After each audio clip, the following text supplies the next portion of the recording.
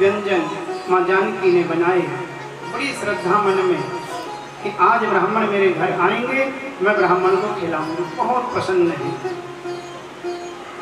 सुबह अगस्त मुनि जी पहुंच गए तो माँ जानकी ने रसोई के पास में ही आसन बिछा लिया। सोचा कि पास में बिठा लेती हूँ, गरम गरम खिलाऊंगी। अम्मा जानकी अगस्त मुनि को बिठा करके लाई, थाल सजा करके, बड़ा सा थाल, उसमें अनेकों छोटी छोटी कटोरियां, किसी में हलवा, किसी में खीर, किसी में रायता, किसी में चटनी, अनेकों प्रकार के व्यंजन। और अगस्त मुनि के सामने जैसे ही थाल रखा तो अगस्त मुनि हंसने लगे। अगस्त मुनि बोले, देवी मजाक कर रही हो या खाना खिला रही हो? बोली, नहीं, खाना खिला रही हूँ। अगस्त मुनि बोले, ये बताओ, ये छोटी छोटी कटोरियाँ नाक में डालूं या कान में डालूं? बोली, मैं समझी नहीं। बोले, थोड़ा खिलाने तो ढंग के कटोरे लाओ ना। मैया की ओर भी श्रद्धा बढ़ गई। अच्छे ब्राह्मण आए हैं, प्यार से खाएंगे। अब तो मैया बड़े बड़े कटोरे भर के लाई और कटोरे रख करके रसोई में गई। अगस्त मुनि ने उठाए कटोरे और उड़ेलने शुरू कर दिए मुंह में। वो तो रख के जाएं और ये उठाए और मुंह में उड़ेल दें। सुबह से शाम हो गई, मैया का पसीना छूट गया। लेकिन मैया ने भी निश्चय कर लिया, श्रद्धा थी, ब्राह्मण को भूखा नहीं उठने दूंगी। रिद्धि सिद्धि को बुला लिया। शाम से सुबह हो गई, अखंड भोजन चल रहा है और फिर सुबह से शाम हो गई। रिद्धि सिद्धि से काम नहीं चला, नौ निधियां भी बुला ली। आ जाओ सब, ब्राह्मण भूखा नहीं उठना चाहिए। गणेश जी को कह दिया, आ जाओ, बैठ जाओ, पूरी तलते जाओ। 17 दिन हो गए अखंड भोजन चलते चलते। मैया ने सोचा थोड़ा सा अंदाजा तो लगा लूं कितना भर गया, कुछ आइडिया तो आ जाए। तो सीता जी ने कहा कि मुनिवर थोड़ा पानी भी ले आओ। बोले, नहीं नहीं नहीं, आनंद आ रहा, आप तो बस आने दो, खाना आने दो, बड़ा स्वादिष्ट बनाया आपने। मैया ने कहा, नहीं, वो जब आधा पेट हो जाए थोड़ा पानी भी पी लेना चाहिए। सोचा ये तो पता चल जाए आधा हो गया कि नहीं। जब आधा हो जाता थोड़ा पी लेना चाहिए पानी भी। अगस्त मुनि हंसने लगे। बोले, क्यों मजाक कर रही हो? अभी तो मैंने शुरू भी नहीं करा, अब तो भूख लगनी शुरू हुई है, आप तो बस आने दो। मैया सीधी राम जी के पास गई और राम जी से कहा, महाराज क्या उठा लाए? ब्राह्मण लाने को कहा था, क्या ले आए? मन में बड़ी श्रद्धा थी, श्रद्धा की टांग तोड़ दी। सोच रही थी बड़े प्रेम से खिलाऊंगी। अगस्त मुनि का अखंड भोजन चल रहा है और भगवान समझ गए और भगवान ने इशारा कर दिया, बस प्रभु हो गया। 18 दिन बाद अगस्त मुनि ने डकार ली और बोले, देवी ले आओ पानी। तो सीता जी ने क्या कहा, पानी का न्योता नहीं था, सिर्फ खाने का निमंत्रण था। खाने में ये हाल कर दिया, पीने में क्या करोगे? इसलिए पीने का निमंत्रण नहीं था। तो राम जी ने क्या कहा, प्रभु ये पानी उधार रहा। इस युग में आपको मैंने खाना खिला दिया और जब कृष्ण बन के आऊंगा तब मैं आपको पानी के लिए बुलाऊंगा। ये पानी उधार रहा। देवराज इंद्र ने आदेश दिया, चारों मेघों को ब्रिज को डुबो दो। और कन्हैया ने अगस्त मुनि को याद किया, पानी उधार था, आ जाओ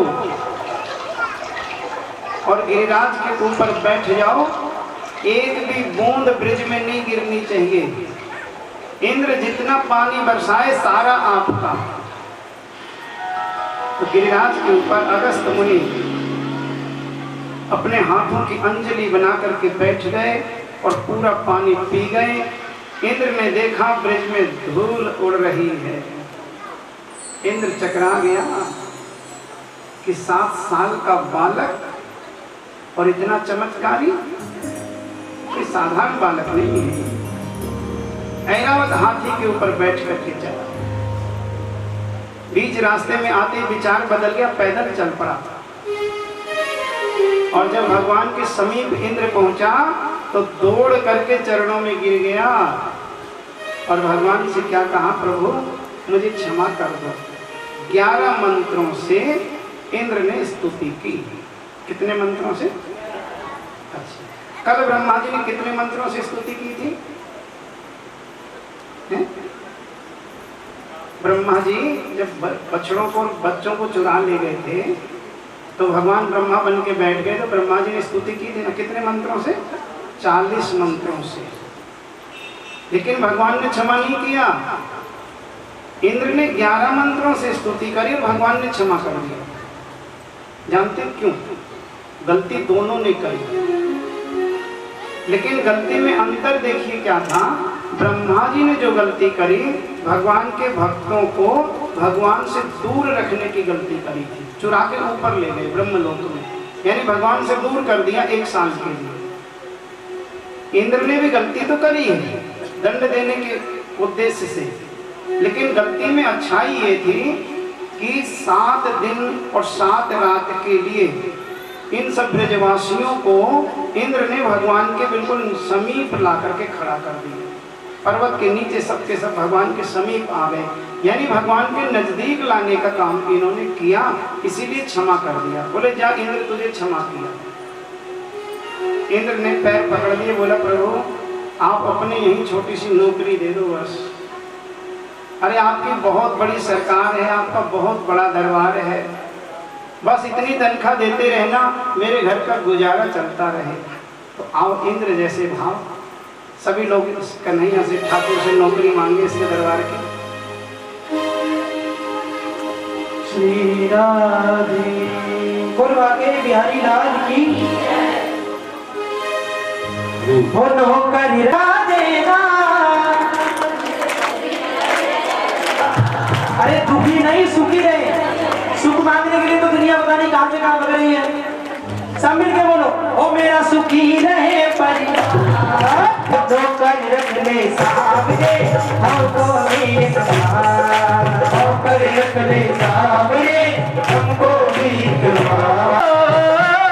बस इतने तनखा देना मेरा सुखी रहे परिवार, तो कर रख ले सामने हमको एक बार, तो कर रख ले सामने हमको एक बार।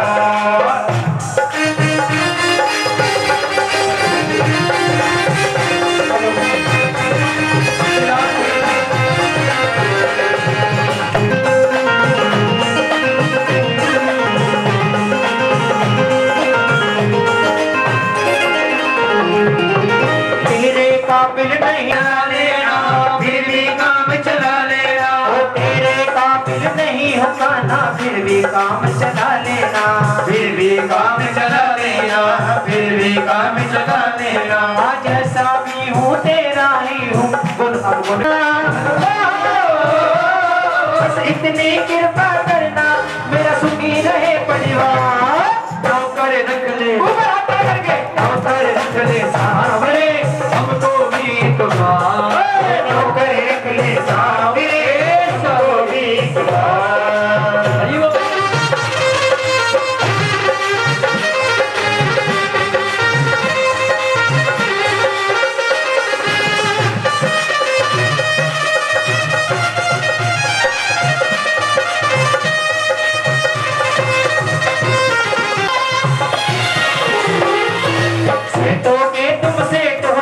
देखो मेरे बाबा बड़े बड़े सेठों के सेठ हैं, इसलिए जिसको जितना मांगना है वो मांग सकता है, कोई रोक टोक नहीं है, ठीक है ना।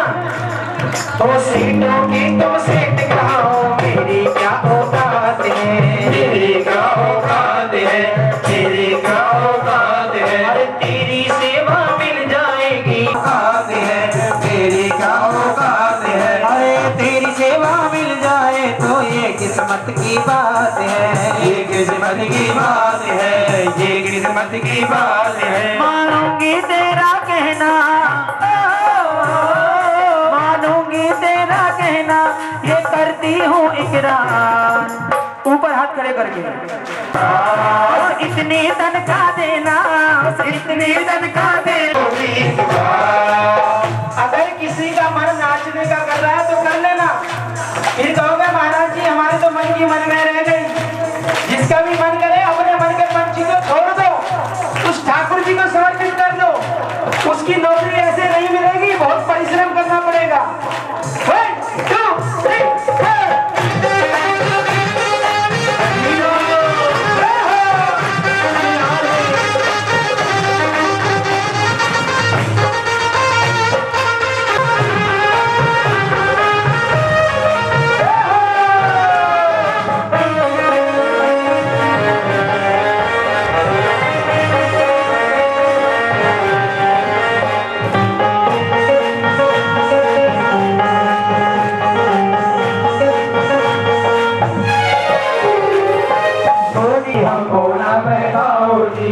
थोड़ी सी सेवा दे करके हमको ना बहकाओ जी, हमको ना बहकाओ जी, हमको ना बहकाओ जी।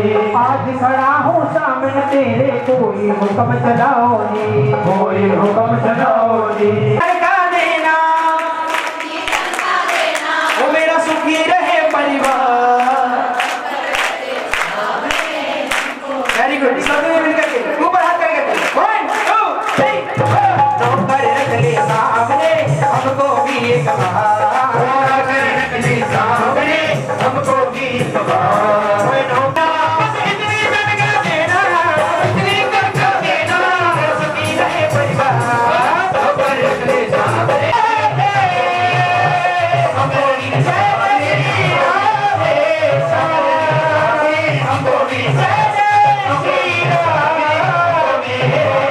हमको भी कन्हैया ने फिर उंगली को सीधा कर दिया।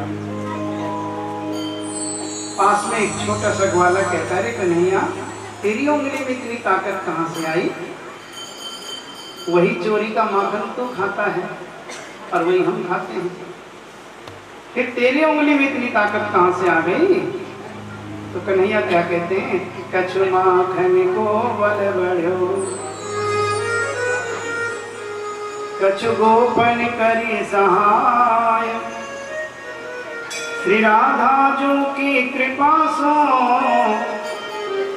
मैंने गोवर्धन लियो उठा।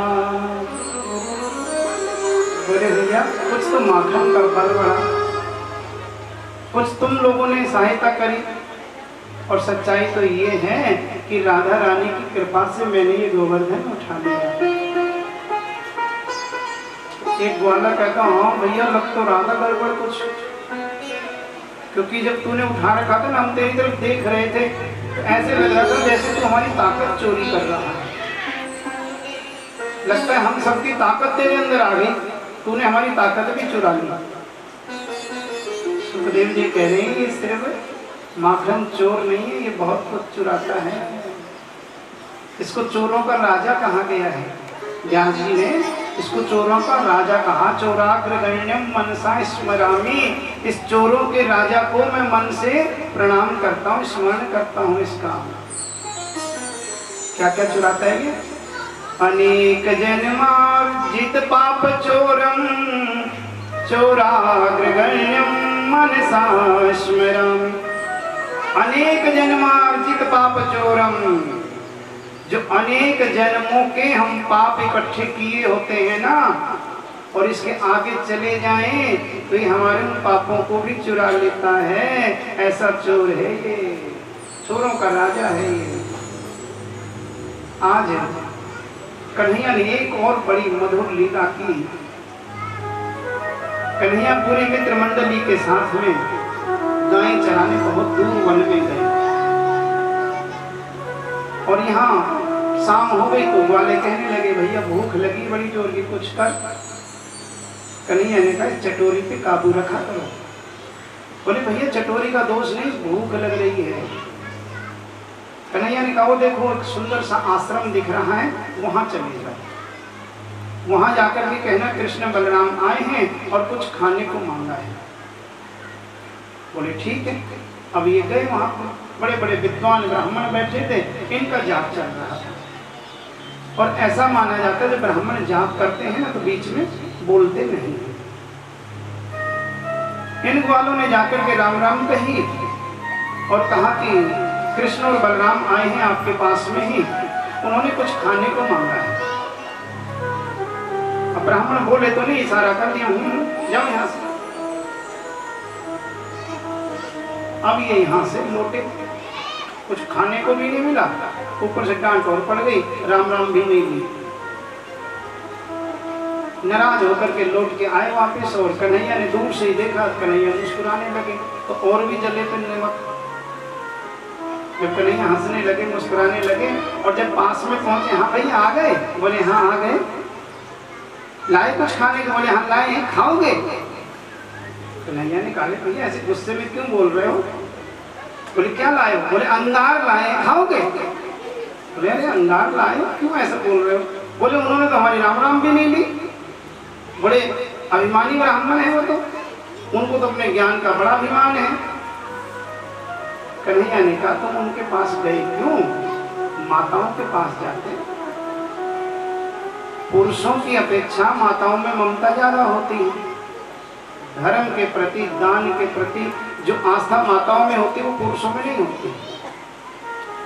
अच्छा, हम भी देखते हैं कथा सत्संग जहाँ पे भी हमारा होता है, 70% माताएं बहनें होती हैं, 30% भाई बंधु होते हैं। और जो कि इन माताओं को कितने काम होते हैं। सुबह उठ करके घर की साफ सफाई करना, बच्चों को तैयार करके उनके कपड़े वपड़े पहना करके उसका स्कूल का खाना भी पैक करना है। पति देवता ड्यूटी पे जाएंगे, उनका भी टिफिन पैक करना है। फिर उसके बाद में घर के और सारे काम निपटाने। जब पति देवता आएंगे ड्यूटी से, उनके नखरे भी सहने हैं। फिर मतलब इतने सब काम करते हुए भी 3-3, 4-4 घंटे निकाल लेती है कथा के लिए। इससे बड़ी और क्या बात हो सकती है? तो माताओं की वजह से धर्म रक्षित है। अगर आज धर्म की रक्षा हो रही है तो माताओं बहनों की कृपा से हो रही है। कन्हैया ने कहा माताओं के पास जाते, देखते कैसे टोकरे भर भर के मिलते, और वही हुआ। अब ये ग्वाले गए तो यहाँ पे इनका तो ब्राह्मणों का जाप चल रहा है। इनको पता है बीच में बोलेंगे नहीं, तो उधर देखा ही नहीं इन्होंने, और सीधे कुटिया में घुस गए। जब कुटिया में घुसे तो यहाँ पे जो ये ब्राह्मणियां हैं, इन सबको इन्होंने जाके प्रणाम किया। तो ब्राह्मणियां बड़ी खुश हुई, इतने सुंदर बालक देखे। तो पूछा कैसे आए बताओ? बोले कि आपके पास में कृष्ण और बलराम आए हैं, उनको भूख लगी है, उनके खाने के लिए कुछ चाहिए। इन माताओं ने कहा कि ठीक है अभी बनाती हैं, थोड़ी देर बैठो। सबने अनेकों प्रकार के व्यंजन बनाए और टोकरे भर भर के रख दिए। फिर सोचा ये तो बहुत छोटे छोटे हैं, लेके कैसे जाएंगे? इन माताओं ने कहा कि अगर तुम लोग कहो तो हम साथ चलें।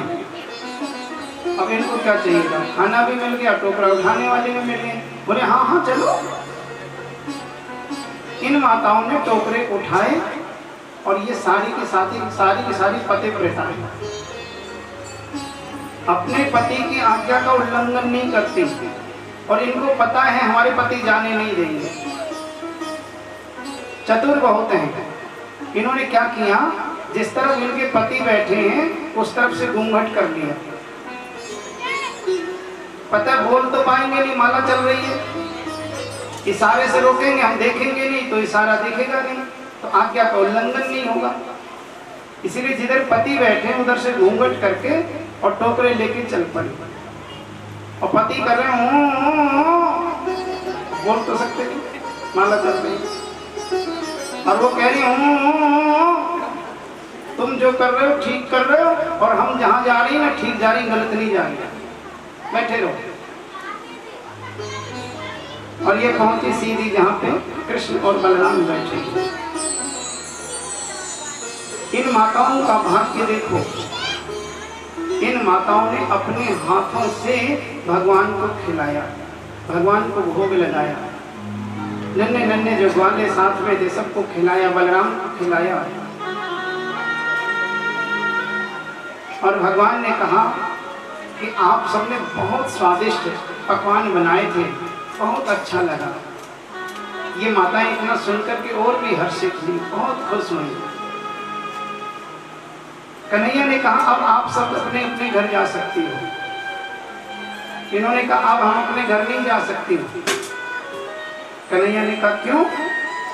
बोली जब हम आ रही थी ना तो हमारे पति देवता कह रहे थे जहाँ जा रही हो वहीं रह जाना, वापस आने की